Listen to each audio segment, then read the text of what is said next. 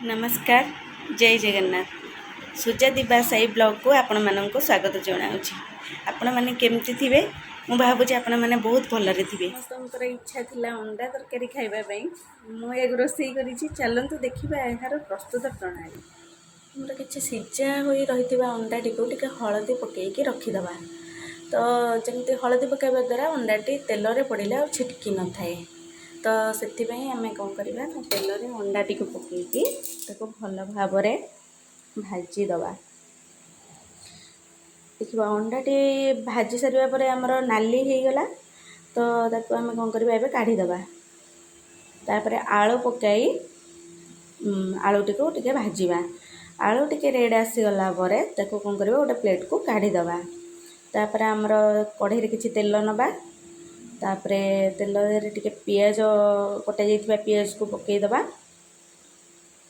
पियाज टी को भल भाव भाजीदवा तेल टे जस्ट लुण पकईदवा कहीं लुण पकईला पियाज टी आमर शीघ्र जारी हो जाए तो टे से रेड आसीगला आमर अदा पियाज रसुण पेस्ट होता कौन करवा पेस्ट को पकईकि भल भाव कषीदवा। तापर आमर लंका गुंड हलदी गुंड जीरा पाउडर धनिया पाउडर चिकेन मसला पकाई तो मसलाटी को भल भाव कषा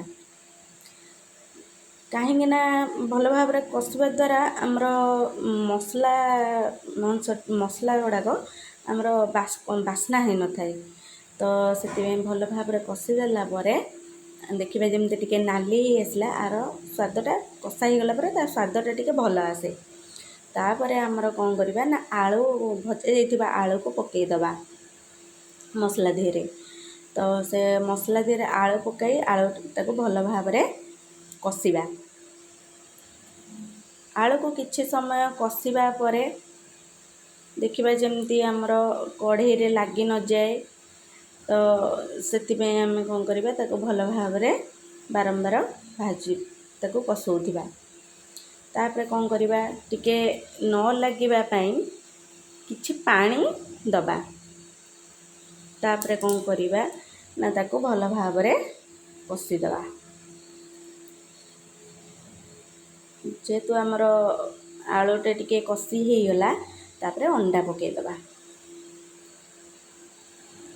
अंडा पकई देकी तापर आम कौन करवा ना टे तरकारी को भल भाव कषीदवा।